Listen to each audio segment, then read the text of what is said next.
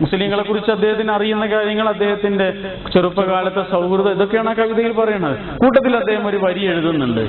ആ ചെറുപ്പകാലത്ത് പഴം മോഷ്ടിച്ചു കൊണ്ടുവന്ന അലവിയെ കുറിച്ച് അനുസ്മരിച്ചുകൊണ്ട് അദ്ദേഹം പാടുന്നുണ്ട്: 100% ഞാനൊരാര്യക്കൂറും കൊടുമയുമുള്ള ഹിന്ദു, എങ്കിലും മാപ്പിളെ നീ എൻ അലവിയെങ്കിൽ തോളിൽ കൈയിട്ട് നടന്നുകൊള്ളൂ, കാഫിർ എന്നെ വിളിച്ചുകൊള്ളൂ, കുടുമ വെക്കാതെ കഴിഞ്ഞുകൊള്ളൂ, 100% മാപ്പിള പേരും പെരുമയും വെച്ചുപോറ്റു, നമ്മൾക്കൊന്നായി മുന്നോട്ട് പോയി നന്മയോ തിന്മയോ നേടാമൊപ്പം എന്നാണ്.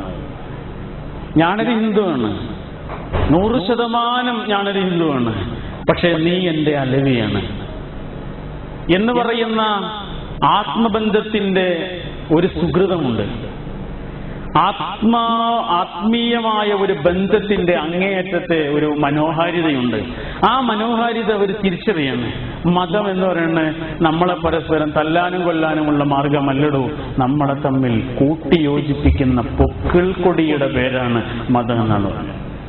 നമ്മുടെ ഇന്ത്യ രാജ്യത്ത് ഏറ്റവും വലിയ മതഭ്രംശം ഉണ്ടായത് 1992 ഡിസംബർ 6 ബാബരി മസ്ജിദ് തകർത്തു എന്നുള്ളതാണ്. അത് മുസ്ലിമിന്റെ മാത്രം വേദനയല്ല, അത് രാജ്യത്തിന്റെ മതേതരത്വത്തിൽ വിശ്വസിക്കുന്ന സർവ്വ മനുഷ്യരുടെയും വേദനയായിരുന്നു. ആ വേദന എല്ലാവരും പങ്കുവെച്ച വേദനയായിരുന്നു.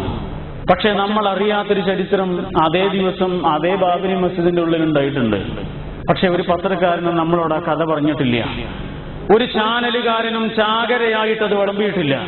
പക്ഷേ അതായിരുന്നു അവിടെ ഏറ്റവും അധികം കേൾക്കേണ്ടിയിരുന്ന വാർത്ത. ബാബരി മസ്ജിദിന്റെ മണ്ണിനോടൊപ്പം മറഞ്ഞുപോയ ഒരു ചരിത്രം ആ ബാബരി മസ്ജിദിന്റെ ഉള്ളിൽ ആ ഡിസംബർ 6 സംഭവിച്ചിട്ടുണ്ട്. അതെന്തായിരുന്നു? ബാബരി പള്ളി തകർക്കുന്നതിന് വേണ്ടി കത്തിയും കൊടുവാളും കഠാരയും തൃശൂലവുമായി പാഞ്ഞെടുത്ത സംഘപരിവാരത്തിന്റെ പട്ടാളത്തോട് നിങ്ങൾ ഈ പണി ചെയ്യരുത് എന്ന് പറഞ്ഞ ഒരാളുണ്ടായിരുന്നു. ഇന്ത്യയുടെ മതേതരത്വത്തിന്റെ ഏറ്റവും വലിയ അപകടകരമായ അവസ്ഥയായിരുന്നു ആ ദിവസം. അങ്ങനെ ബാബരി മസ്ജിദിന്റെ ഉള്ളിലേക്ക് കത്തിയും കൊടുവാളുമായി ചീറിപ്പാഞ്ഞു വരുന്ന ആ മതതീവ്രവാദികളുടെ മുഖത്ത് നോക്കിയിട്ട് ഒരാൾ പറയുകയാണ്: നിങ്ങൾ ഈ മന്ദിരം തകർക്കരുത്. നിങ്ങൾക്ക് രാമനോട് ഭക്തിയുണ്ടെങ്കിൽ, രാമായണത്തോട് കൂറുണ്ട് എങ്കിൽ, ഈ ദേശത്തോട് സ്നേഹമുണ്ടെങ്കിൽ നിങ്ങൾ ഈ മന്ദിരം തകർക്കരുത് എന്ന് പറഞ്ഞ് കരഞ്ഞു വിളിച്ച ഒരു പാവം മനുഷ്യനുണ്ടായിരുന്നു. അതാരായിരുന്നു? ആ ബാബരി മസ്ജിദിൽ ബാങ്ക് കൊടുത്തിരുന്ന ആളായിരുന്നില്ല അത്. ആ ബാബരി മസ്ജിദിലെ ഇമാമായിരുന്നില്ല അത്. മറിച്ച് ആ ബാബരി മസ്ജിദ് അവിടെ തകർക്കപ്പെട്ട് അവിടെ ഒരു ക്ഷേത്രം പണിതുയർത്തിയാൽ ആ ക്ഷേത്രത്തിലെ പൂജാരിയായി നിയമിക്കപ്പെടുമായിരുന്ന സന്യാസി വര്യനായ സ്വാമി മഹന്തിലാൽ ദാസ് ആയിരുന്നു. രുദ്രാക്ഷമാലയണിഞ്ഞ് കാവ്യ വസ്ത്രമെടുത്ത ആ പാവ സന്യാസിയാണ് പറയണത് ഈ മന്ദിരം തകർക്കരുത്. ആ സന്യാസി വര്യന്റെ നെഞ്ചിലേക്ക് കഠാര കുത്തിയിറക്കിയാണ് അവർ ബാബരി മസ്ജിദ് തകർത്തത്. ബാബരി മസ്ജിദ് തകർത്തവരാണ് ഈ രാജ്യത്തെ ഹിന്ദു സഹോദരന്മാരുടെ അടയാളം എന്ന് ഞാൻ വിശ്വസിക്കുന്നില്ല. മറിച്ച് ആ മെഹന്തിലാൽ ദാസിന്റെ പാരമ്പര്യമാണ് ഇന്ത്യ രാജ്യത്തിലെ ഹിന്ദുക്കൾക്കുള്ളത് എന്ന് വിശ്വസിക്കാനാണ് നമ്മൾക്കിഷ്ടം. ഏതെങ്കിലും ചില തീവ്ര ചിന്താഗതിയുള്ള ആളുകളുടെ പേരിലല്ല മതത്തെ നമ്മൾ കാണേണ്ടതും മതത്തെ വിലയിരുത്തേണ്ടതും. ഇത് ഹിന്ദു മതത്തിന്റെ മാത്രമല്ല, മറ്റെല്ലാ മതങ്ങളും താടി വെച്ചു എന്നതുകൊണ്ട്, പർദ്ദ അണിഞ്ഞു എന്നതുകൊണ്ട് ഒരാൾ തീവ്രവാദിയാണ് എന്ന് നമ്മൾ ആരും മുദ്രകുത്താറില്ല. തീവ്രവാദത്തെ കുറിച്ച് നമുക്ക് കൃത്യമായൊരു ബോധ്യമുണ്ട്. എന്താണ്, ആരൊക്കെയാണ് മതത്തെ വ്യത്യസ്തമായ രീതിയിൽ അവതരിപ്പിക്കുവാനും അവനവന്റെ ആഗ്രഹങ്ങൾക്ക് വേണ്ടി മതത്തെ കരുവാക്കുകയും ചെയ്യുന്നത് എന്ന് നമ്മൾക്ക് തിരിച്ചറിയാൻ കഴിഞ്ഞിട്ടുണ്ട്. അതുകൊണ്ടാണല്ലോ നമ്മൾ ഇവിടെ ഒരുമിച്ച് കൂടിയത്. ഇത് പ്രചരിപ്പിക്കുക എന്നൊരു ഉത്തരവാദിത്തം കൂടി നമ്മൾക്കുണ്ട് എന്നാണ് പറഞ്ഞതിന്റെ ചുരുക്കം. അപ്പൊ നമ്മെ തമ്മിൽ കൂട്ടിയോജിപ്പിക്കാനാണ് മതം, അതല്ലാതെ നമ്മളെ തമ്മിൽ കലാപങ്ങളിലേക്ക് എടുത്തെറിയുവാനല്ല മതം. അങ്ങനെ മതമായിട്ടുണ്ടെങ്കിൽ ആ മതത്തെ നമുക്ക് ആവശ്യമില്ലെന്ന് പറയാൻ നമ്മളെ കൊണ്ട് കഴിയേണ്ടതുണ്ട്. പ്രവാചക തിരുമേനിയെ നൃശംസിച്ചുകൊണ്ട് ഒരാളൊരു പുസ്തകരചന, ഒരു ചോദ്യപേപ്പർ എഴുതി അച്ചടിച്ചു. അയാൾ ചെയ്തത് പ്രവാചക നിന്ദയാണ് എന്ന് മുസ്ലിങ്ങളെക്കാളും അധികം പറഞ്ഞത് മറ്റുള്ള മതക്കാരാണ്. അങ്ങനെ പറയാൻ പാടില്ലായിരുന്നു. അദ്ദേഹത്തിന്റെ മതത്തിലുള്ള ആളുകളാണ് ഏറ്റവും അധികം അദ്ദേഹത്തോട് അതിന്റെ പേരിൽ ചോദ്യങ്ങൾ ചോദിച്ചത്, വിശദീകരണങ്ങൾ തേടിയത്. അദ്ദേഹം ചെയ്തത് ശരിയായില്ലെന്ന് പറഞ്ഞത് അദ്ദേഹത്തിന്റെ മതത്തിലുള്ള ആളുകളായിരുന്നു. അപ്പൊ അദ്ദേഹം ചെയ്തത് പ്രവാചക നിന്ദയാണ്, മതനിന്ദയാണ്. അങ്ങനെയാണെങ്കിൽ അദ്ദേഹത്തിന്റെ കൈകൾ വെട്ടിയ ആളുകൾ എന്താ ചെയ്തത്?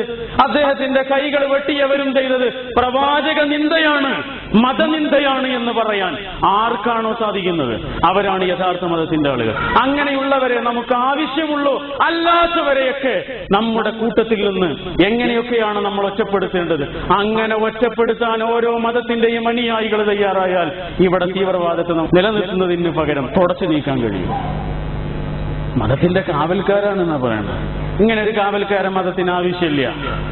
താനൂരിലെ ഒരു മുസ്ലിം തീവ്രവാദിയായ ആള് താനൂരിലെ തന്നെ ഒരു ഹിന്ദു തീവ്രവാദിയുടെ വീട്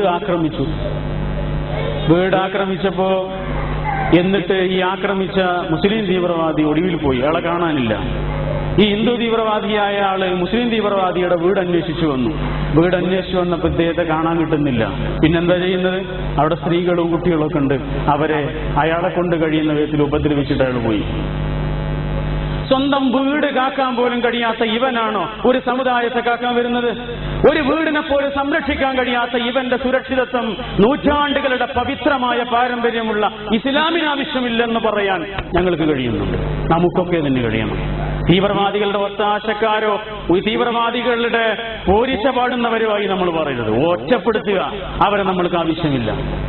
ഓഗസ്റ്റ് 15 നമ്മുടെ രാജ്യത്തിന്റെ പട്ടാളത്തെയും പോലീസിനെയും വിഭ്രമിപ്പിക്കുന്ന വിധം, പേടിപ്പിക്കുന്ന വിധം കവാത്തുകൾ നടത്തി ഒരു സമുദായത്തിന്റെ സുരക്ഷയ്ക്ക് വേണ്ടി പൊരുതാൻ ഇവരുടെ ആവശ്യമില്ല. അതിനൊക്കെ തരത്തിലുള്ള കരുത്ത് ഓരോ സമുദായവും നേടിയെടുത്തിട്ടുണ്ട്. അപ്പൊ ഇവർക്കൊന്നും ആവശ്യം എന്തല്ല? സമുദായമോ അതിന്റെ സുരക്ഷിതത്വമൊന്നുമല്ല. അവർക്ക് ചില ഐഡിയോളജി ഉണ്ട്. ആ ഐഡിയോളജി നടപ്പിലാക്കാൻ അവരെ മതത്തെ കരുവാക്കുകയാണ്. മതം എന്ന് പറഞ്ഞാൽ നമ്മളെ തമ്മിൽ കൂട്ടിയോജിപ്പിക്കുന്ന പൊക്കിൽ കൊടിയാണ്.